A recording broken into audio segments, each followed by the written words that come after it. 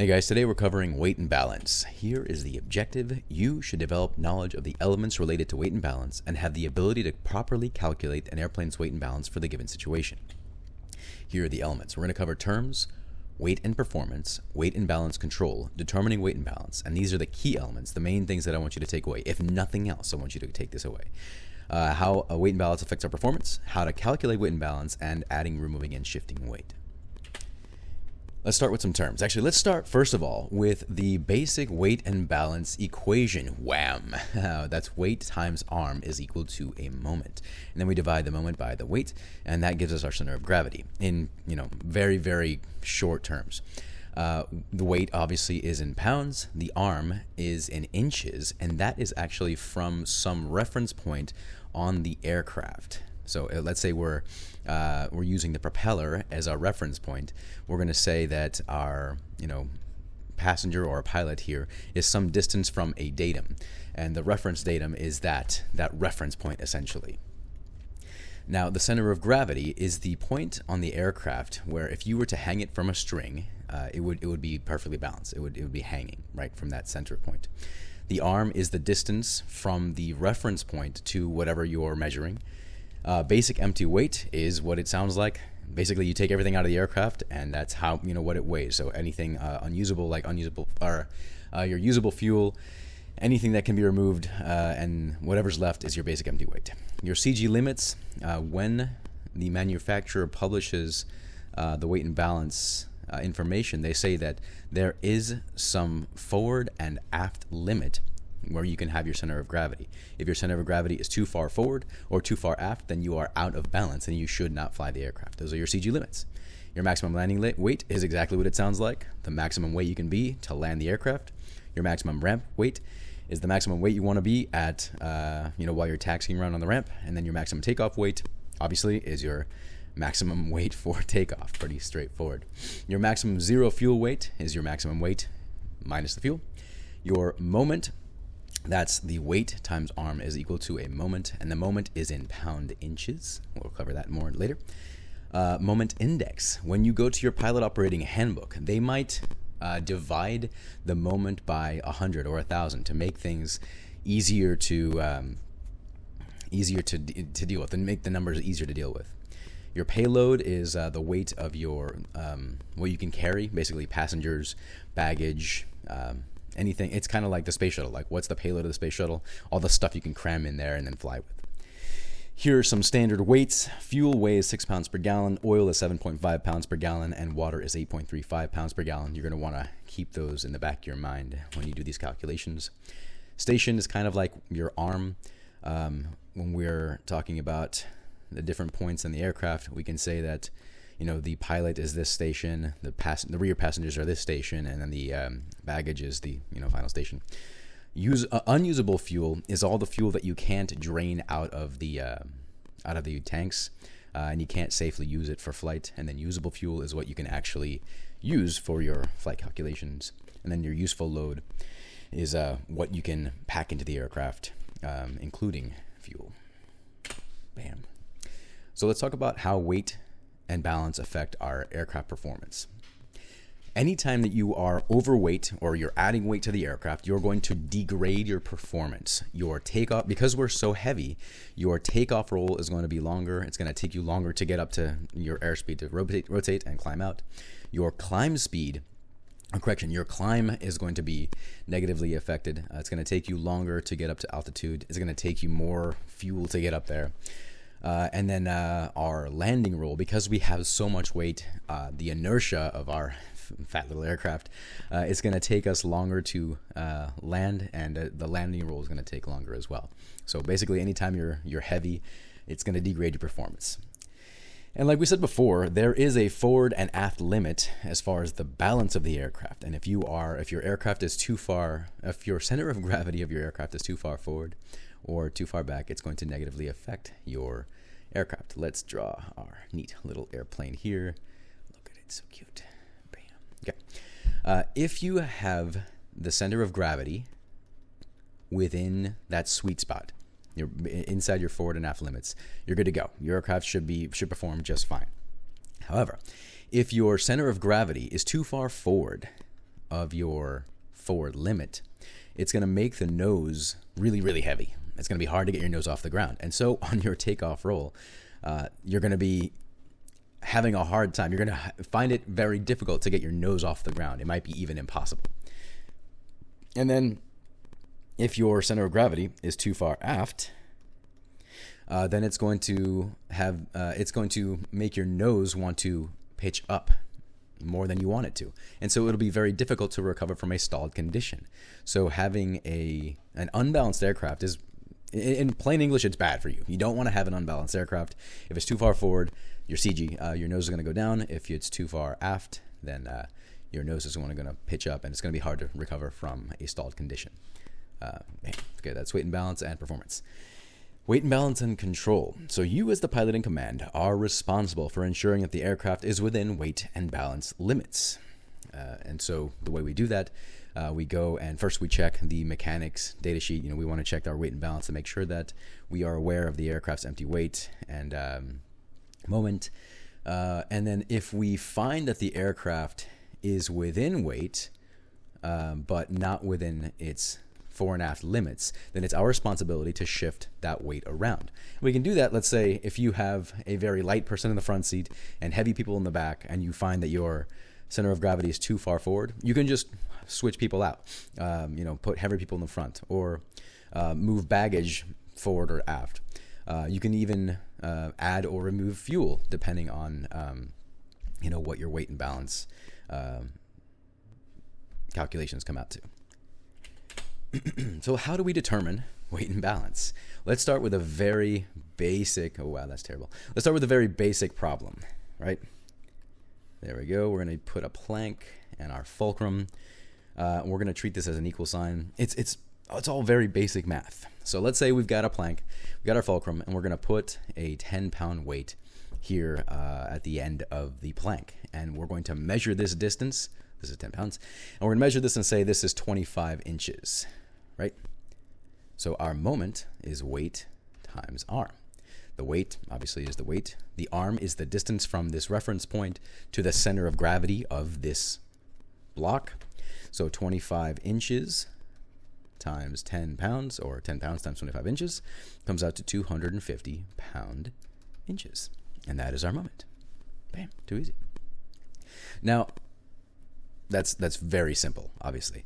Let's talk about a bit more interesting system. Let's say we have the same 10 pounds, 25 inches, and we have another block over here that is, let's say that's 15 pounds.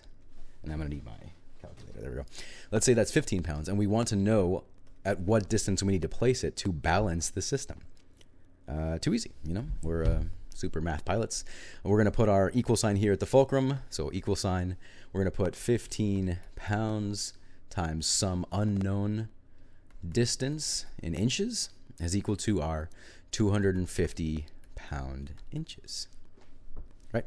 And then we're going to divide both sides by 15 pounds. 15 pounds, there we go. Divided by 15 pounds. And the pounds will cross out. And 250 divided by 15 comes out to 16.67 inches.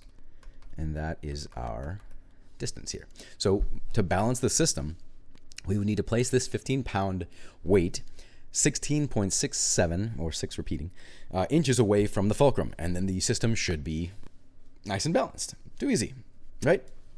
Let's clear this out and do one more. Erase all ink. And we'll do one more, but this time we're going to include the mass of the plank. And like we said before, we always want to take the arm from the fulcrum to the center of gravity, or the center of mass of the item we're dealing with. Let's say the plank is 250 pounds and it's 10 inches away from the fulcrum. We'll stack a 30-pound weight on one end, and we'll put another one over here of 50 pounds, and we don't know how far we need to put it to balance the system. Bam, we know how to do this. Equal sign there, 50 pounds times some distance is equal to this plank, 250 pounds times 10 inches, plus our 30, I didn't assign a distance for this. Let's say this is at 40 inches. I don't know. I'm making this up as we go, so good luck. 30 pounds times 40 inches. And we'll do some quick math here. 30 times 40 comes out to 1,200 pound inches plus 250 times 10, too easy, as 2,500 pound inches is equal to 50 pounds times some distance. Then we're going to add these two, 2,500 plus 1,200, I can do basic math, is 3,700 pound inches is equal to 50 pounds times some distance. And then we divide both sides by 50. The pounds should cross out. Divided by 50 comes out to 74 inches. So the distance from the fulcrum to the center of mass of this block is 74 inches. And that should balance the system. Bam, too easy. Now let's do an actual aircraft. And I realized that I didn't forgot to grab the station for the fuel here, but whatever, we'll deal with it. Weight times arm is equal to a moment. Remember, that is your equation you're always going to be using. And let's do a quick problem. So first of all, you're going to go to section 6 in your pilot operating handbook for this diagram here, and you're going to use these arms. You can see here that's our 0 point. The firewall looks like the reference point or the datum point. And these are the different arms you're going to work with. Let's say we have a pilot, a passenger in the front seat, a passenger in the back seat. We've got bags and fuel, right? Let's say the passenger weighs 150 pounds, or correction, the pilot weighs 150 pounds. Passenger weighs 175. The rear passenger weighs, let's say it's a kid, 75 pounds. Our baggage, we've got 20 pounds of bags, and we've got, 30 gallons of fuel. And I gave it away. So let's start with a pilot. Let's just use the average 37 inches. So the pilot weighs 150 pounds times 37 inches. The passenger in the front times 37 as well. The passenger in the rear times 73. Baggage, 95 pounds. And fuel, and this is in gallons, and so we must convert this to pounds. So 30 times 6 pounds per gallon comes out to 180 pounds. And I believe, if I'm not mistaken, the arm is 48 inches. I'll have to double check that. And so we'll do a bit of quick math here. 150 times 37 equals 5550. 175 times 37. That can't be right. 175 times 37. There we go. 6475. Passenger 75 times 73. 475. 20 pounds of baggage times 95. 1900. And 180 pounds times 48, if I'm not mistaken. 8640. Now, what are we missing here? The plank. That's right. We haven't taken into account the empty weight, or the weight of the aircraft and its moment. And that would be in your the weight and balance sheet that you get from the mechanic. I don't know if I have it. All right, so we'll skip it over just to expedite this. Basically, you take the empty weight and you'd add that up. So all these weights and add it to your empty weight. And then you take all the moments, add them up. You have some moment and the sum of the weights here. So you have the sum of the weights is some, let's say it's 2,400 pounds, and then the sum of the moments comes out to some number. So you would go to the center of gravity moment envelope and find where the two meet. Let's say it's 2,400 pounds at 100 pound inches, and you'd find where they meet, and you'd find that you are within the safe envelope and the aircraft is safe to fly. You could also do the sum of the moments divided by the sum of the weights, and that would be pound inches divided by pounds. The pounds would cross out, and you would get some center of gravity in units of inches. And so that would tell you where your center of gravity is in reference to the datum. And then again, you would find the weight and that distance, and you would find that you are in the normal category. And if you're not, then you have to shift some stuff around. If you are overweight, lose some weight, drop a passenger off, or leave some baggage, or drain some fuel. If you are too far forward, shift some weight back. If you are too far back, shift some weight forward. It's pretty straightforward. Yeah, all right, little down and dirty. Let's review. Basically, the main equation is weight times arm equals moment. We can divide the sum of the moments by the sum of the weights to get our center of gravity. And then you always want to double check with one of these charts to make sure that your aircraft is within your weight and balance limit. If you have any questions, go ahead and drop them in the comments. Thanks for watching.